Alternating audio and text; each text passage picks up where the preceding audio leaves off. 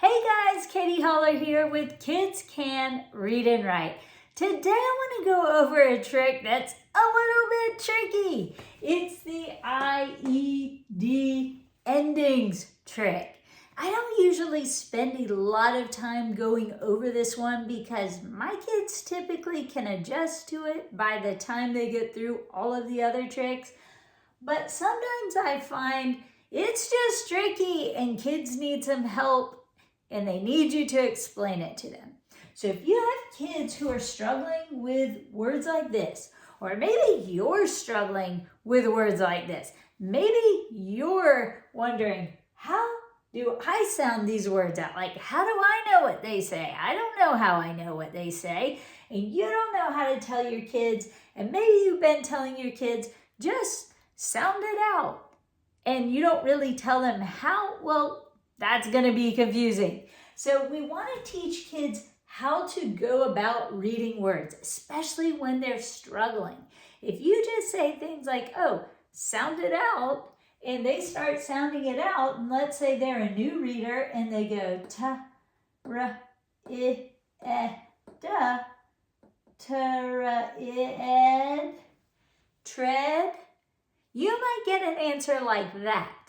So we need to explain the tricks that are hiding in words if we want our kids to be able to sound them out. So let's talk about the IED trick. So the IED trick is kind of a mouthful. It can say I'd or it can say ED. And you have to know the rules to help you figure out most of the words with it. Now remember, all tricks have exceptions. So please don't write me with the words that don't follow the rules. I can't help it that some words don't follow the rules. But I'm telling you, if you teach your kids this, they'll be able to read 80% of the words with it at least. And then you can help them figure out the ones that are the rule breakers, or the ones that came from other languages, or the ones that, whatever reason, are different. So let me tell you the basic rule so you can get off and running, whether it's for you or your child. Let's go. So the main thing you want to know is, if you think about it like a three-seater car, okay? We have one seat here, we have one seat here, and then IED will all sit together if they can fit. That's the third seat in the car. If the IED can fit in that second or third seat of the car, it will say, I'd like to come. Okay? So if he can fit, here's first seat, here's second seat, here's third seat. Think of it like a big old car. Okay, here's a car. Might be an ugly one, sorry, but that's what we've got. That big old trunk. All right, so here's a word. He fit in the car. So he says, I'd like to come. So you read that, ta, ra. Remember, R does not say ER, IR, and UR say We just want R to be more of a r sound. So we go ta, ra, ta-ra. We blend those together, ta-ra. And then what does he say? I'd like to come. So we go ta-ra, I'd, tried. Now you want to emphasize the ta-ra when you say it, tried, because beginning readers, when they go to spell this word, we don't want them to hear cha-ra, tried. Okay, so you have to be careful that you're enunciating with beginning readers. Ta-ra, I'd, tried. So you have to make your mouth move quite a bit to get that ta and the ra. Your tongue needs to be moving. Ta-ra, I'd, tried. Okay, make sure if you're calling out words to spell later, you are emphasizing those sounds. All right, so that's tried, like we tried our best. Now when we say it quickly, it is going to sound like tried, like a cha-ra. But I want you to tell your kids there is no cha-ra. Okay, if they ever hear cha-ra when they're spelling, they need to put ta-ra. Ta-ra, I'd, tried. So let's look at this one. Here's the first seat. Here's the second seat. Here's the third seat. So he fit in the car again. What does he say when he fits in the car? I'd like to come. So then we read it. F-ra. Remember, we're blending those together. F-ra. I'd. Fried. That's how you want your child to sound them out. You don't want them to go f-r-i-d, which is what I hear a lot of kids who I test do when they try to sound out this word. They try to make every single sound. They say for the R, which remember, R is not R is more of a R sound, but that's the way they're taught to do it. And if you just tell them sound it out, you don't tell them the trick, either the IED ending, or maybe they see two vowels and they go, the first one says its name. Either one of those will work with this word, okay? But you have to know the trick. Otherwise you get Ed, Fred. That's the answer I would get from a lot of kids who don't know this trick, okay? And who don't see the two vowels together. But if we know this trick, I'd, we get fried pretty easily, like the food had been fried. I wanted some fried chicken. All right, how about this one? Can you get it? Remember, you're going to make this sound, blend them together, add that. I'd like to come, because he can fit in the car. Kara, I'd, cried. Here's another where you want to really emphasize your kara. So when you're spelling it later, you can hear the sounds. Kara, I'd, cried. All right, how about this one? Can he fit in the car? Well, here's one seat that's full, and then yes, he can fit in that second seat. So, I'd, tied. Like I tied with my friend when we ran the race. Or it could be I tied up the package with a string. However you want to use it, tied. How about this one? Can he fit in the car? Yes, he's only after one letter. I'd, lied. Like I hope if he lied to you about it, that he will soon tell you the truth. Lied. All right, so now let's talk about what happens when it can't fit in the car. So notice here, we have one seat, two seats, three seats. They're all full. That's when IED goes, EED. That many people are going? So IED will no longer say, I'd like to come. They'll say, EED, okay? So this one, notice we have double R's. They're blocking the IED from bossing that A. They're telling us also that this is not an AR combination anymore. They're telling us this A is a short A. Whenever you have double consonants after a vowel, it always makes the short sound. So when we read this, we would go ar, married, married. I always like to go one past the vowel and break it when I'm showing my kids how to read big words. A lot of times they're really nervous about it, but once I show them, all you have to read is that first. Remember, we have double R's, so short sound. Mar, and then read. Now, he still can't fit in the car because this is the car, okay? So you always look from seat 1, seat 2, seat 3 from here, not from the second half. So he's going to say "eed" here. Married. All right. What about this one? What would that be? Well, we make this sound short A again because we have those double R's. We can break it there. Carried. That many people are coming? Carried, like he carried my books for me. All right, what about this one? We have double consonants after the vowel. We know it's short. B-O, bowl, l-eed. That many people are coming? Bullied. All right, now that's two parts of this trick. If it can fit in the car, remember it says, I'd like to come. If it cannot fit in the car, that I'd changes to E'd. Now, his best friend is F.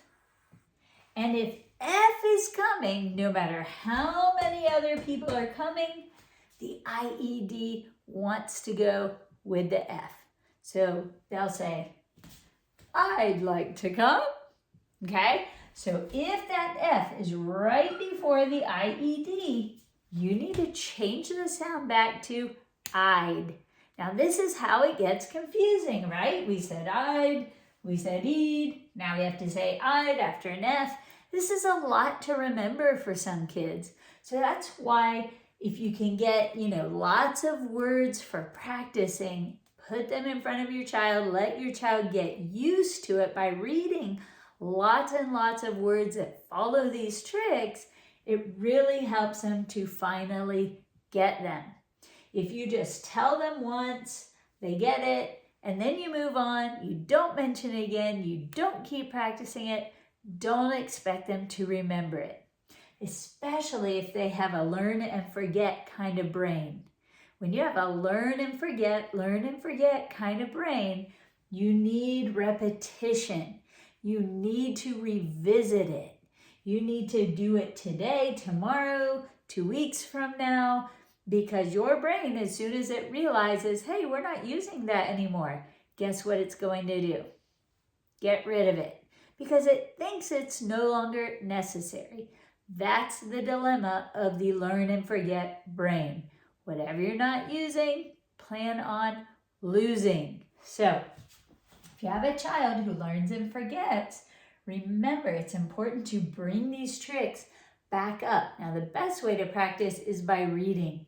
But when you're learning to read, you want to have lots of words that help your child learn the trick. Now, I have the Black Belt Reading Program, and that's why it's so helpful, because I created big packets full of words in isolation using each trick, sentences to read that use not just that trick, but previous tricks as well. We've got words to write with that trick, sentences to write with that trick. We bring in the other tricks that have been taught, mix them all up with the new trick, make your child spot all of those tricks, keep using those tricks. So if you want a program that walks your child through the reading process, look up Black Belt Reading. You can find it on kidscanreadandwrite.com or at kidscanonlineacademy.com. And it has videos teaching all the tricks and then packets that you can print out or just use on your computer, however you want to do it. But it gives your child the practice they need to walk through this reading process, to learn crazy tricks like these so that they can learn to read and write. But let's get back to reading these words. Remember, if you see IED after an F, what do you say? I'd like to come, right? Because IED wants to come if he can fit in the car or if his best friend F is coming. So that's what you teach your kids. So now this is a really big word, and that's okay. I teach second graders how to read these words. First graders, when they get to the later packets, are reading these giant words. Third graders, all the ages need to be able to read big words because they're going to be in the things they want to read. So the older kids especially, you want to make sure you're teaching them how to read big words, not just little words, but all kids really. All right, so I like to break up words one after the vowel. So here's our first vowel, we go one past, break it. Here's our next vowel, we go one past, break it. Here's that F, and we end with that trick. So let's see what this word says. Now, don't be afraid. If you have kids who are afraid of big words, just tell them, look, all you have to read is that. What is that? Sat, sat. Notice how I'm dragging the vowel into that. I don't want a lot of space between each sound. I want it to be sat, sat. This I'm going to quickly add. This I can emphasize. This part drags into this, okay? Sat, sat. As your kids get better at blending, tell them to do this quietly. Tell you this chunk as soon as they know it. Sat. Then move on to the second part. Is. So we have sat, is. Then we move on to the third part. I'd, fied. So then we read 1, 2, 3. Sat, is, fied. Satisfied. You see that? It's so easy. It's just like reading little tiny words. So we don't need to keep big kids who are struggling to read on little tiny words. All we have to do is teach them how to blend and then give them big words and show them how to break them up into little words, and then they can read little words, big words, any size words. That's our goal. We want to make kids proficient in reading. And when you're reading, you see little words, medium words, big words, all sorts of words. So that's our goal. So don't be scared of the big words, and certainly don't keep your struggling kids on just this size word, especially if they're third graders, fourth graders, fifth graders. They won't like it. You need to show them that they can learn to read these big words. They just need to know the tricks. First, they need to know how to blend. They need to know how to break up words. And they need to know these tricks. Okay? So all we're going to read first is just this part. Sim, sim. Then we're going to read this part. Pala, if, pliff. Remember, IED wants to go with his best friend when he's right there. So we say, I'd. Sim, pliff, I'd. Simplified. I hope I've simplified this trick for you. Remember, when you see IED at the end of a word, after 1 or 2 letters, say, I'd like to come. And after 3 or more, say, E'd. How many people are coming? Unless best friend F is there. And then go back to saying, I'd. Now, will that always work? No, it's English. We have exceptions. So if you notice in these words that I wrote down, these are saying I'd. One's after an L, one's after an N, another's after an L. The reason they're there is because if we took off the IED and put that Y ending back on the root word reply or deny or apply, we took the Y off, we added IED, it keeps that original sound it had, which was I, not E, and so it's going to say I with the IED as well, or the IES as well too. So, sometimes you just have to be flexible, and you have to adjust. If you read this, replead, you're like, I don't know what that is. Try it the other way. Replied, replied. Oh, I think I've heard that. He replied with an answer, right? If your child reads this or you read this and you go den, eed, say, I don't know what that is. Try it the other way. Denied. You cannot do that, okay? If you read this, appleed, doesn't make sense. Try it the other way. Applied. I applied this trick. I had to be flexible, right? Or I applied for a job. Hopefully you did not get denied. So anyway, guys, here's an introduction to that IED endings trick. I hope this helps you. The little kids will mostly need to know this part of it. They'll need to make that I say its name, tried.